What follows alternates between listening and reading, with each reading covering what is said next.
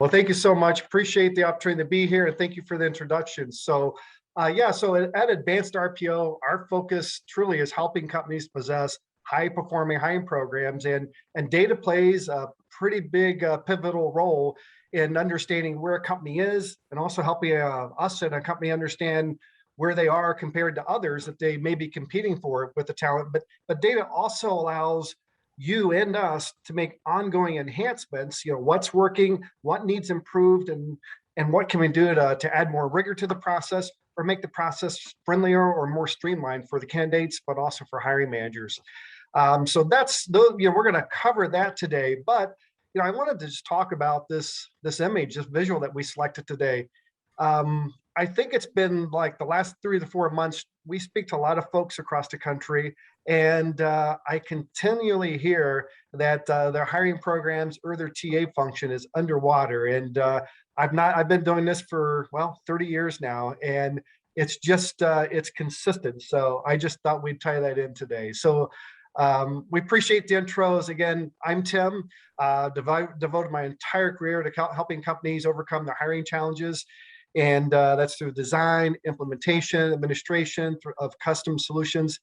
And that work has actually led us through a lot of Fortune 500 companies across the middle market, and with hundreds of startup organizations over the last 3 decades, and across most industries. And I'm really proud to be performing and sharing the stage with John Hess. And John, John has a dynamic background for us, but also for the clients that we work with, because he covers both corporate HR and an RPO perspective. So John actually led recruiting and staffing domestically and globally for both Merck and Icon Clinical Research for a number of years. And he split his time, half that time was there, but the other half, we're fortunate, he came over to RPO, and been working with John for some time. But in the RPO space, John's been accountable for designing and accountable for over 200 successful RPO hiring programs. And I always kind of say when John and I are talking with folks, his superpowers, to me, he's got several, but the KP wears mostly is just that of data analytics, really seeing something that I can't see, or that a client hasn't seen for the last couple months or the last couple years, and pinpointing that, but also his ability just to pick it up in stride and really diagnose and prescribe solutions for organizations, really help them move the needle. So that's who you're talking to today. I didn't want to be total strangers.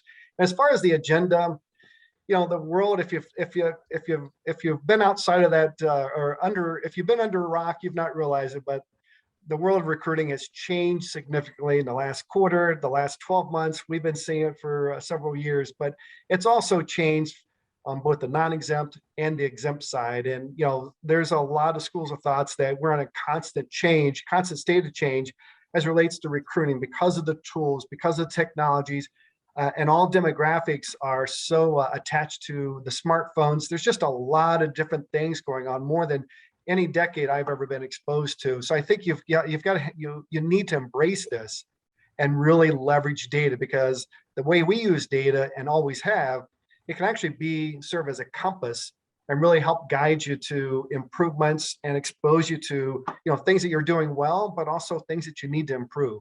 So we'll share a lot of highlights of how we're using data with our clients today.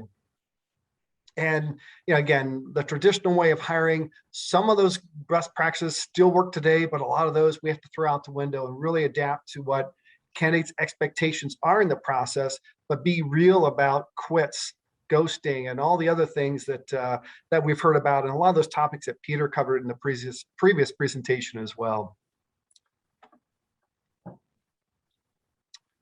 And so again, there's no secret, but there's a talent shortage out there, and this is a nice graphic that hits you right between the eyes. We talk internally. This is a nice graph, but I actually think it could be much more than just $1 million gap.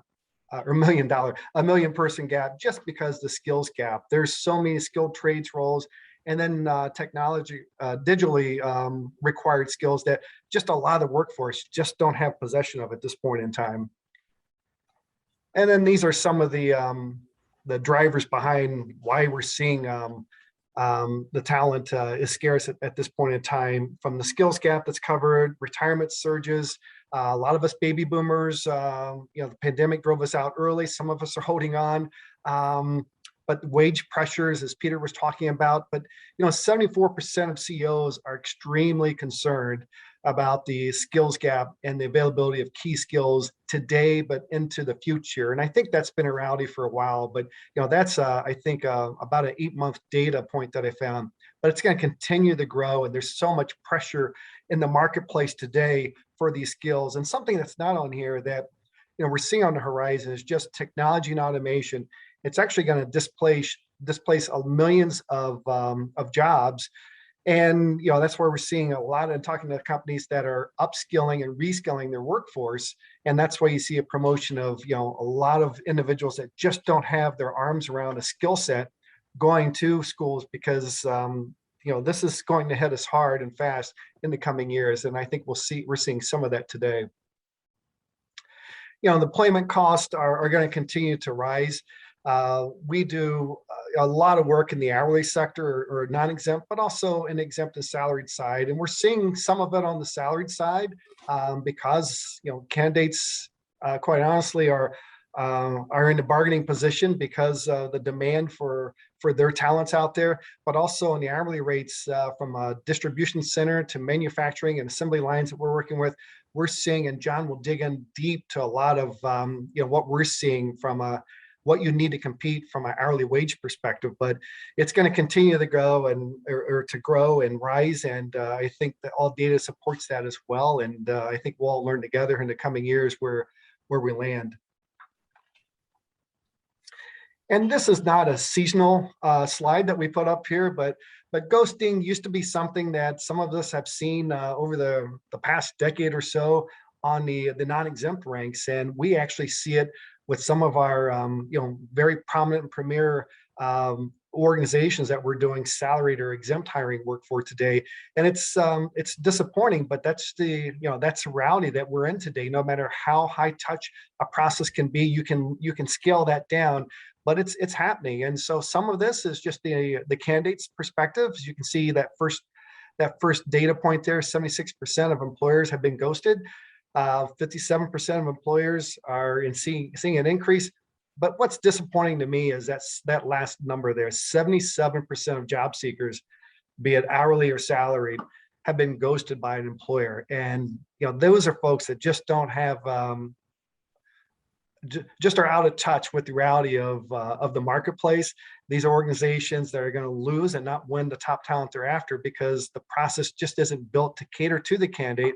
And for those of you that do recruiting at any level, you're putting in a lot more work today than you ever have to get that individual there. There's a lot of texting, a lot of communications going on with them. And it just is a disappointment to see that number is that high. I didn't realize that till we researched it, but that's the world today. And those are just some of the facts for why you need to really change out some of those traditional methods. So, there's what we're going to cover moving forward is just know your data. It's only going to help you moving forward. And so in this kind of a slide here, we kind of wrap up some of the items that I've covered, but data does not lie. Data exposes positives, but also can expose those improvement areas that you need to have. Knowledge is power. So know where you are, know where you need to go. And, data is going to allow you to be proactive in a lot of cases versus reactive. And we find a lot of organizations we speak with are in a constant reactive, reacting to the market or reacting to their own internal needs. And data can help you get there as long as you can educate the stakeholders within your organization. For those that can't compete on what some folks might call an Amazon effect on the hourly sector, you can't always match and win talent based on hourly, but those that know data of their hiring process, you can add speed to your process. You can add personal touch. There's some things you can do to really win out talent in some of those full body contact recruiting regions across the country. And then ghosting, it's going to happen, but what can you do to minimize that? And just know where you are, and data is going to help to get you where you need to be. What I want to do is hand it over to John, and John's going to really share how his team is leveraging data to drive results, make improvements along the process. And I think what you also see, John's going to help you understand real life, what's going on in the marketplace from the clients that we're working with across the country. John? Awesome. Thank you, Tim. And what's interesting, I think, Tim, when you talked about that ghosting slide there with the data around that, I think personally what's really interesting about that is the amount of companies that are ghosting candidates. I think you hear all the time the candidates are ghosting companies. They're either not showing up for interviews or they're not showing up for the job on the first day or whatever it might be. Second, third day, they just don't show up. But it is interesting. It's almost like which came first? Was it the ghosting of the candidates, the ghosting of the companies? But it is something we do take very serious in keeping that active communication with candidates. And it's not even just the ones that are getting hired and moving through the process. It's the ones that aren't moving through the process as well. They're the ones that are getting on social media. And with social media today, anything happens to any one of them that's going to get on social media if they choose to do that. So just an interesting statistic. There's been a lot of talk about candidates, but I think it kind of works both ways there. I think, you've heard today, you've heard, in the news, I mean, it doesn't, have to look very far to find out how difficult it is to hire in today's market. It's really challenging. I think the question then becomes, what do you do about it? I mean, but what do you do to I don't know if it's solve it, but how do you succeed in that type of market today? And I do think that what we're finding out there is the gap between strong talent acquisition programs and not so strong talent acquisition programs are starting to really widen during this period of time. You're starting to really see the gaps between them. So we've been really looking at a lot of the focus today, as Tim had mentioned, is going to be around data. So this isn't all inclusive, looking at a whole full-blown recruitment program or talent acquisition program. This is really focused on data and really looking at ways that we're leveraging data to make better decisions and succeed in the current market, and how we're actually bringing that to our clients and working together with them on really looking at the data, applying that to the market. And it's such a rapidly changing market today. This is something, honestly, we have to do it on a daily and weekly and daily basis, really, to actually keep ahead of it. So, and we'll talk about that. We'll go through that in the presentation here today. One thing I would say is don't feel like you need to hold questions till the end. If you have questions throughout this presentation here, ask them whenever. It's not going to throw us off, and we hopefully know what we're talking about here. So feel free to ask questions whenever you'd like to. So again, this won't be all inclusive, but the focus really today is, leveraging data. How do you leverage data to be successful in the market today? So Tim, if you could move to the next slide here. So really, this isn't, once again, not all inclusive, but this is really something illustrating, it's really important to make sure you have the right tools in your arsenal to be successful in today's market. We are continually testing the existing tools we have. We're testing new tools. We're continually trying to look at which ones are the most effective out there. It's interesting. Some of the ones that were successful and working well 3 months ago, 6 months ago, a year ago, aren't necessarily the same ones that are successful today. And I think a lot of companies maybe don't look at that as a continuous improvement process around all these different pieces here, but it is something it's changing so quickly. You really have to be on top of this pretty much on a constant basis. So this really is showing kind of a sampling of the different tools we use. Again, it's not all inclusive here, but you may recognize a number of them on here. I think what's important with this is, anybody out there really can buy these tools. I think it's really, do you have the expertise in-house to best utilize these tools, to best optimize these tools, and then also integrate them into a successful recruitment program as well, keeping in mind that it's changing pretty constantly with what's working, what's not, and how to best utilize these tools as well. And I know I was joking with Tim not that long ago, and maybe not the best analogy to use here, but I think about an airplane. I mean, most companies who have the financial ability to buy an airplane, they can buy an airplane. The question is, do you have somebody on your staff that can actually, if you don't have a pilot on your staff that can fly that airplane, I'm not sure how many of us would want to get in that plane. I wouldn't want to. I wouldn't want to fly a plane that we don't actually have a licensed pilot to do that. But it maybe, again, not the best analogy, but I think it does speak to that. If you have these tools, you bring them in house, and you don't have the expertise to really utilize them the right way, it's a lot of money you're spending, and you're not getting much of a return on that investment with that. So Tim, if you could maybe move to the next slide. So this is just a snapshot of, again, far from being all inclusive. This is a small look at, the number of different sources we're using out there. And on here, you can see, I know it's a little tiny, some of the print there is tiny, but really we're looking at this throughout the day. And, we're looking at the cost per click. We're looking at the cost per applicant. We're continually looking at that across all the different sources. We're looking at which ones are the most effective. Surprisingly, some of them are more effective during certain parts of the day, certain days of the week. So we're managing that kind of continuously throughout the days and weeks. We have actually a department actually that does that. We have a research department that actually works on that on an ongoing basis. But the importance of that's going to come up later in a few slides here as far as why that's important, why we have to be managing that day in and day out, and why. I mean, as an example, you could have one week an applicant, and this is right now I specifically talking about non-exempts. I should have said that earlier. I think the slide said that, but this is just really for non-exempt hiring at this time. So you could actually have on a cost, and some of you may know this already, but you can have a cost per applicant, which is rolling off from the cost per click. A cost this week could be $9 or $10 or $12, wherever it might be. Same position, same location, same source. A week from now could be $38. I mean, I've seen them range anywhere from $8, $9, $10 an applicant up to $85+ an applicant, and you can really blow through your budget very quickly if you're not paying attention to that. And all of a sudden, you're in a week or you're a couple of days there where it's spending $90 per applicant, which isn't going to be real cost effective for you. But you still need to meet the needs of the organization as well. So, really, this is something we're looking at on a daily basis throughout the day, and just managing this kind of up and down through the day. So, Tim, if you could move to the next slide, I can start to tie some of these things together here. So, looking at conversion rates here, so it's interesting because I think if you look back a year, 2 years, and 3 and 5 years ago, much simpler market. I mean, this is very consistent week to week. You didn't have a whole lot of variation from week to week as far as what those conversion rates look like. But we'll just use one example. So, looking at a production associate in the state of New Jersey, company needs 100 hires next week.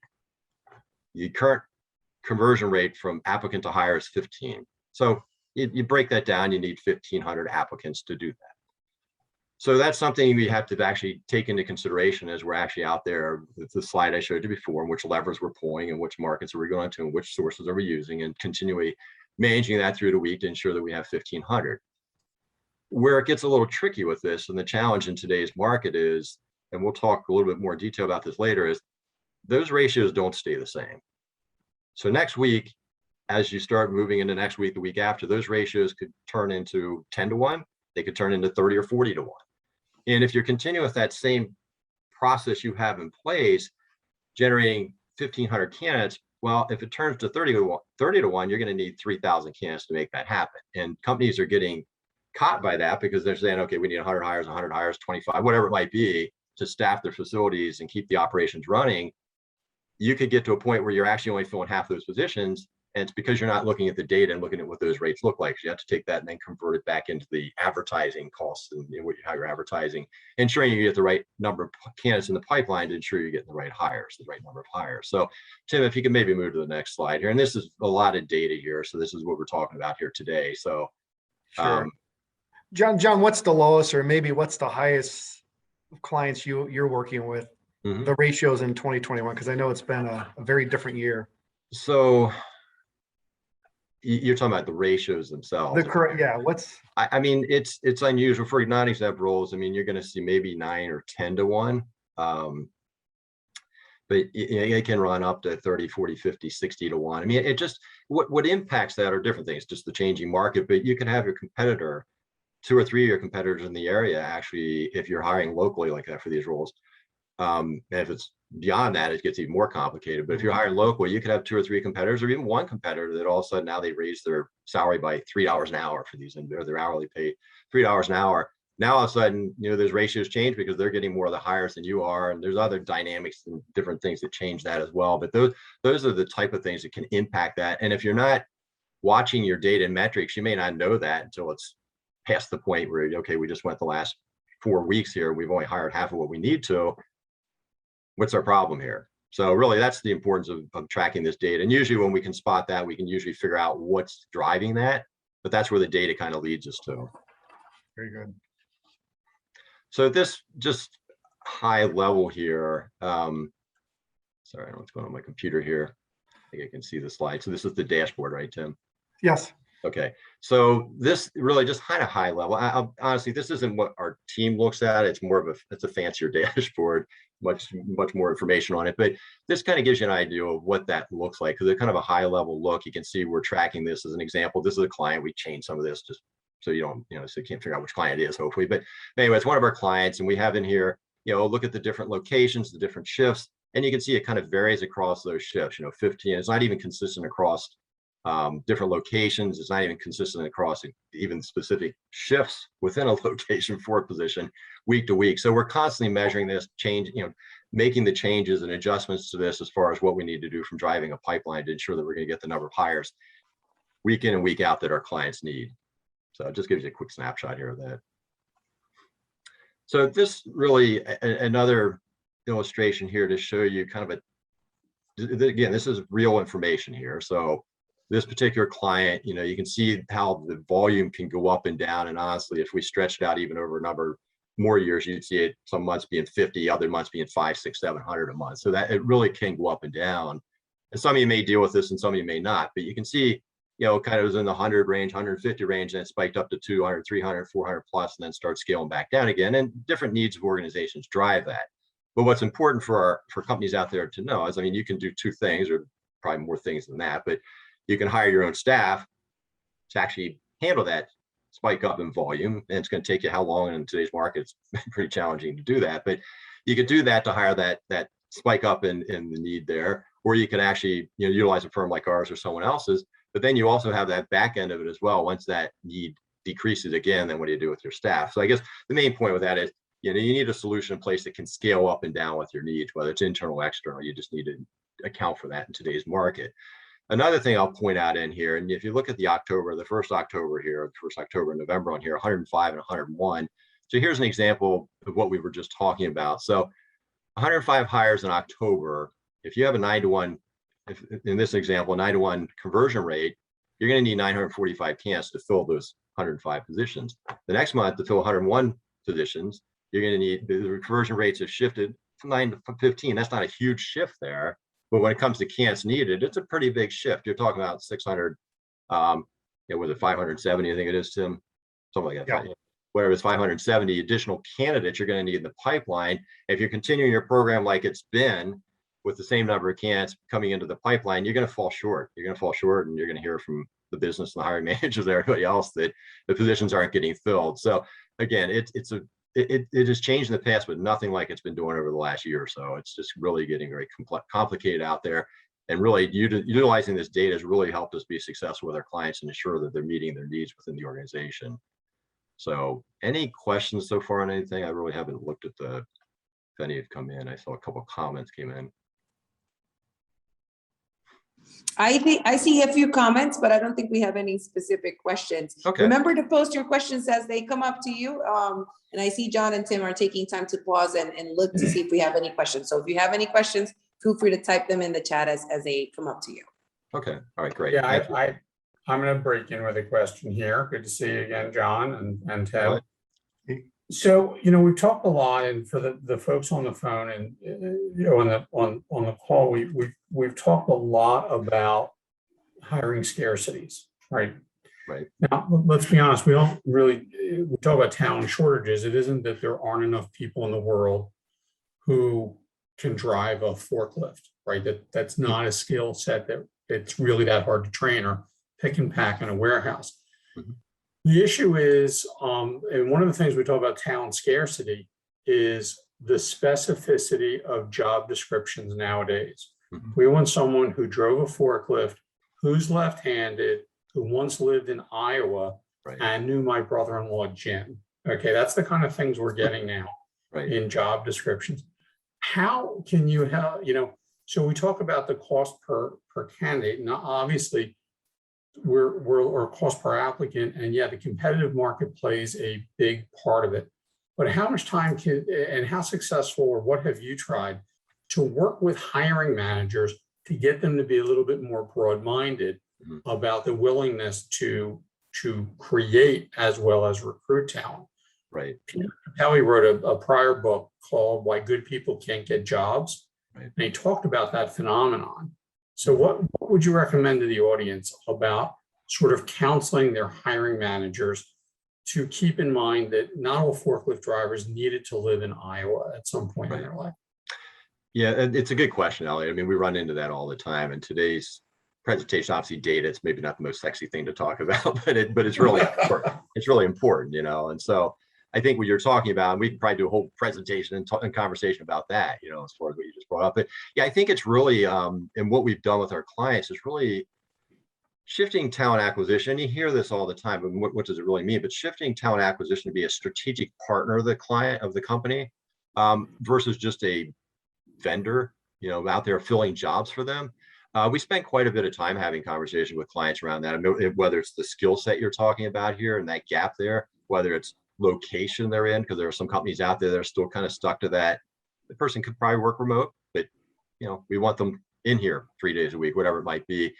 To the pay. I mean, right now, talking to whether it's on the non-exempt or exempt side, it's very competitive out there from that standpoint. And it's really, in a lot of instances, coming back, like I talked about these market and research tools that we had before. It's coming back with the right information. Like, you can't anecdotally come back and say, you need to change this. This is what you need to do. You need to come back with data. You need to come back with information. And it's like educating them, but educating us as well about the changing market and the importance of that, and talking more to companies about also planning for the future. I mean, there's more training. You need to bring in individuals who can be rising in your organization. You can bring them in and train them, into some of these roles. I mean, what's the skill set? What are the competencies you're looking for these particular positions? So it's really, some companies are more receptive to that than others with that. But I think it's a combination of those things, using data, using market research, using information that you come and educate them about that. I think it's also talking to the right individuals. I mean, I think HR, you guys, you're in a tough position a lot of times because you're trying to facilitate things between like talent acquisition and the hiring managers and what the need is there and balance all that. I think there are instances where we're able to get working together in partnership with the HR partners that we have and communicating and presenting this story to the business side. That's been really effective as well versus funneling it through that way. So a lot of our clients are actually pulling us into those type of meetings so we can have those conversations with them. And I think they appreciate that because it's always sitting on them. Now we are joining that partnership with them to actually go there and present this. Because most of the time, I think that I found HR agrees with us. They'll say, you're right, we should be doing that. It's really getting the business aligned with that and get the business to accept that. And it's just honestly, it's the reality of the market today. I mean, the companies that are actually doing that, I consider that kind of innovative in itself, for what it is. But I think the companies that are moving there are going to be the successful companies in the future. I mean, you can't rely on just the talent that's out there today. Look at the numbers. I mean, you've got to start thinking differently. And how do you bring talent into the organization? So I'm not sure if I answered your question, but I think it's a pretty, it's somewhat simple but complex at the same time. But I think it's a combination of all those things. And in truth, because everyone measures the cost per applicant, right, based on the actual how many they need to go through to hire. Right. So if you make the hiring manager a little more open-minded, right, and you can hire a higher percentage, that cost per applicant will drop dramatically. I think that's part of it that drives the data. Absolutely. And that's in some of the data I showed you before isn't showing that, because there are instances that we've done that. And to your point, it's a very good point, because that will help in the conversion rates and all that, and probably your time to fill all kinds of things that'll help with. Elliot, that's a good question. And John, if I'm going to actually skip ahead a couple slides, because I want to be, this is I think addresses that. But Elliot, one of the ways that we're doing that is educating versus being an order taker, like most TA or recruiters have positioned themselves forever. It's going with purpose and educating that hiring manager on talent supply, who you're competing against outside of who you think your industry competitors are. This is the Kroger that's hiring the same skill set that you've never thought you would compete against before. So that type of education. And John, I think this is relevant to cover this now, because it's helped us with our clients in the last few years. Well, this is one part of it. I do think the other thing, Elliot, I would mention about that, there are not even just changing what the hiring manager's expectations are and what they're looking for, getting them to be more flexible with that and more open to that. It's also looking at simple things like the job titles that you're posting. Well, depends on the roles. I mean, some roles we still have to really proactively go out there, especially with these exempt roles, and recruit these candidates out there, right?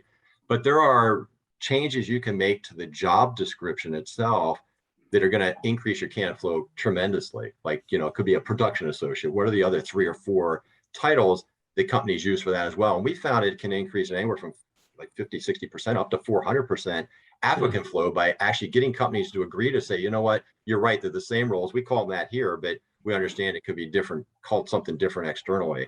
And a lot of companies still continue to just post that one role out there, and they're just getting a portion of the market, if that makes sense. So that's something else that has been really helpful, especially around the non-exempt roles.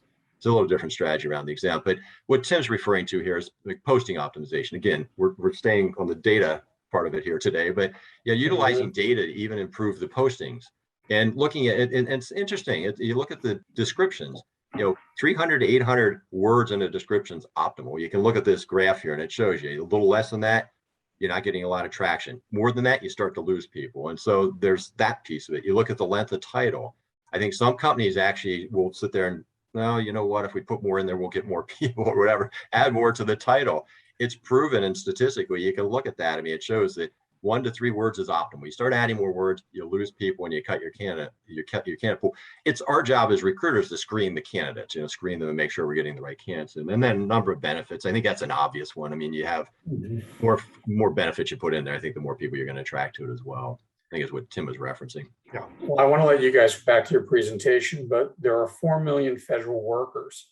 And if it's true that a 1 to 3 word title works best, how did those people get hired? Because they all have 45 word titles. Yeah. Yeah. Well, I'm not going to get into the efficiency of the government. I'll just let that go. I think that kind of answers itself a little bit there. But all right, we should move on. I'll let you guys get I'll back let that one go. But so Tim, I think really we utilize some of the same techniques to some degree that I talked about before, some of the recruitment marketing. I think we look at it with the non-exempt, that's really driving a lot of the candidate pool. On the exempt side of it, it's really marketing to the marketing your employment brand out there, getting your value proposition out there. Really, I don't know if you call it softening the market out there, but really educating the marketplace on your organization and why you should be an employer of choice out there. And so that's how we leverage it on the exempt side. We're still hiring over 70% of our candidates for our client companies through proactive reaching out to clients. Out to candidates doing that, but it certainly helps a lot by adding in the recruitment marketing piece of it as well. So you can just see some of the different, we were just covering a couple of these here today, and I know, Tim, we have a time limit here, so I'm watching that too. So maybe if you just jump to the next slide, but I think everybody kind of gets that. So one of the things I would say in today's market that's really important is that the recruiters have enough time to work on positions. And we interview, we're growing, we're hiring people, in a lot of recruiters and so forth. And I talked to a lot of recruiters today that are working on 30, 40, 50, 60, and sometimes more requisitions at any given time. And honestly, I think if anybody out there who's been a recruiter, if you're recruiting on exempt roles, to recruit on that many, your job tends to just be taking applicants that are coming in and pushing over to hiring managers. And that's basically what you have time to do. So we've actually created, especially in this current market, we created a methodology around how we do that. And I'm just sharing it with you. It's helped us a lot. It's helped us really improve the quality of work for the recruiters. They feel very confident about being able to fill the jobs and having good conversations with hiring managers, not getting on and having to dance with them because they know they just didn't have time to get to the recs that they're working on for them.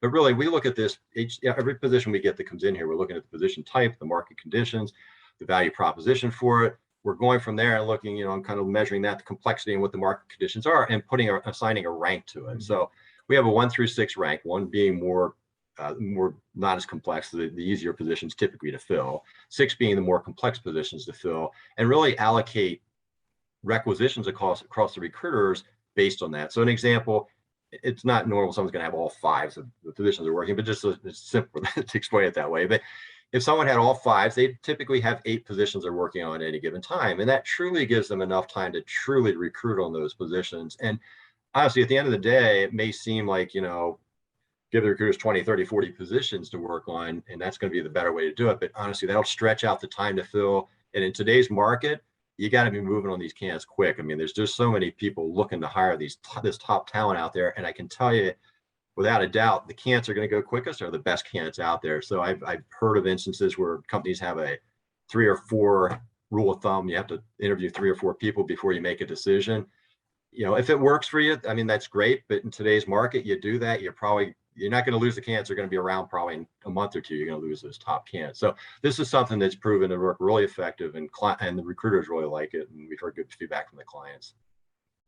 So Tim, absolutely. And I'll just add, with the folks that we're talking with, companies on a weekend, month out basis, we're hearing that recruiters are burdened with over 100. I talked with a company earlier this week, one company 140, and it's just impossible to win there. But they're stuck in that traditional mode, and they're not ready for today. And you're to have a recruiter with IT recs, call center recs, and assembly recs is just not. That's just not the smart way to do.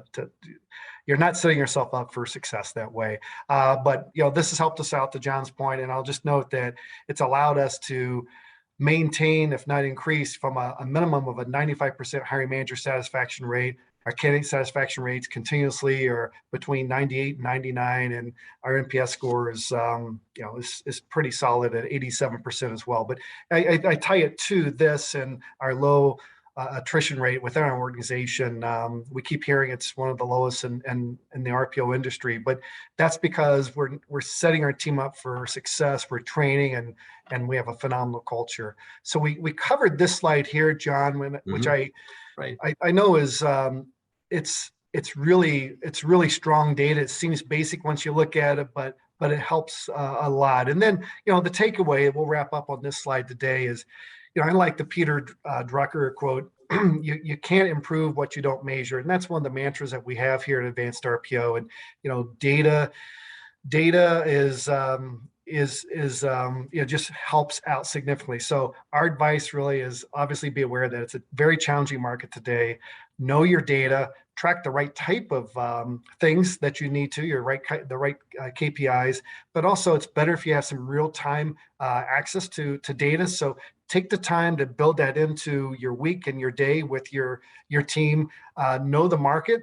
As you can, John shared a lot of levers that we're using. Just be aware of that crystal ball out there as best as you can, and just stay on top of it so you can leverage it and make decisions, know where you're good, and know what you need to improve. But also, we're kind of in a constant state of paranoia. What's going to happen next? Because that sourcing hole that pond's gonna dry up, or there's another external factor that's going to happen. So this is just the tip of the iceberg of how we're leveraging data. Please reach out to us, and we're happy to have conversations with you. And one of the things that our clients are really getting from us is, with this data, it allows them to go to the CEO, the CFO, the COO, and really get place themselves, a seat at the table by sharing, here's the market as a whole, here's what we're doing site by site, and here's how we're moving the needle and elevating the hiring program. And they've been invited, most of our clients have been invited to the boardroom to share some of that data as well. So, data is only going to set you up for success. And I noticed there were a few questions in here. I mean, is that something we should answer now, or I'm not sure what our time looks like? You have time to answer questions. I was waiting until the end of the presentation to ask the questions, but if you want to take them as they come, we actually do have a couple of questions on chat. So let me know how it's actually, you're at the end of the presentation. We're good. Yeah, we're at the end. Yeah, that's why I brought it up. Sorry. Okay, good. So Deanna, the question from Deanna was, these numbers are for more lower level positions. Can you share for higher level positions in the market? What are you seeing? Yeah. It's not similar, I guess I should say. It's similar where the competition's there. The if you want to call it, conversion rates are similar, where they're going up as well. It's taking more candidates to fill, and qualified candidates to fill the jobs, just because there's more competition. They're getting hired away, and companies that are out there that aren't moving quickly on candidates. I mean, it's hard because it's like, you feel like there's you're trying to present for your own benefit, hire them faster, but that's the reality of the market right now. I mean, if they're not hiring them quickly, they're going to lose them. I think when I see the non-exempt we talk about, a lot of the time around that, it's around the spend, like it's how much they're paying. If you're paying $12 and the competitor down the road is paying $17, I mean, you're going to get hires, but it's going to take a lot more candidates to get in that pipeline to get the hires you need. And there are other challenges to that as well, retention and so forth. The other thing I would say is, on the exempt side, we talked about that a little bit. There are many different factors that are playing into it right now. Some of it's just compressing that interview process, and some of it is really just expanding. And I think, Elliot, you touched on this earlier, is really trying to educate and work with clients on the changing market. So it's really what we're seeing in that space is that it really is taking more conversations and partnership with hiring managers to really become more flexible with what they're looking for and still meet their needs with the organization. I do remember talking to a company recently that they were talking about, now companies are more open to remote hiring. And they said, that's great for us. We can actually now recruit outside of our area. And I said, yeah, that is great. But now you also have that competition coming into your area. And she said to me, you know what? I didn't think about that. And as I think about it right now, we just lost 2 people from our tech team from the same company out in the West Coast, and this is the company that's on the East Coast. So it's something, that you're not only now competing locally, with companies, you're competing nationally, and it may open up your market, but it also opens up your market to all the other ones out there as well. Thank you for your answer, John. We actually have a request to contact you and your staff for consultation. So if you want to just restate the contact information, just for anyone else that may be interested in connecting with Advanced RPO, you can find them in the sponsor section of the Socio app, and there you will find contact information. But John, would you mind sharing contact information for someone that may like a consultation from your team? Yeah, Tim, do you have that by any chance? Tim has the screen right now, but we can certainly. Yeah, I don't have that on the screen. I apologize, but I can be reached at TOYER@advancedrpo.com, and I'll throw that up on the message board, Tanisha. Yeah, and I'll just put mine in there if I can get Okay. right here. Great. I've actually just added your email, Tim, because I had it. John, if you want to add your email address, we can have contact information. Anyone interested in continuing this conversation or reaching out to the Advanced RPO team so that they can assist you in optimizing your recruiting process, feel free to connect with them at the emails that are in our chat box. We have another question here from Amber. Can you repeat the percentage of time that recruiters should focus on passive candidates? Yeah, I saw that question in there. I think it was more around what we were talking about there. I would say, first of all, probably 90% of their time is going to be focused on, for the exempt recruiting, is going to be reaching out to candidates, the passive candidates out there.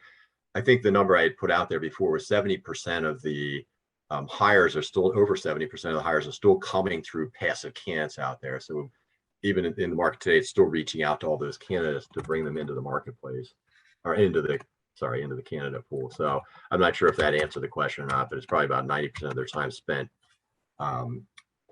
reaching out to passive candidates, and then over 70% of the hires are still taking place with passive candidates. And I look at that and say, without the outreach to those candidates, you just had 70% of your hires that now didn't happen. So you're having to find those 70% from applicants that came through somewhere else, and you're already looking at them anyway. This is just 70% that are added to that mix that's coming in. So you have to almost look at it that way and say, there's 70% of the hires we wouldn't have made if it weren't for that outreach.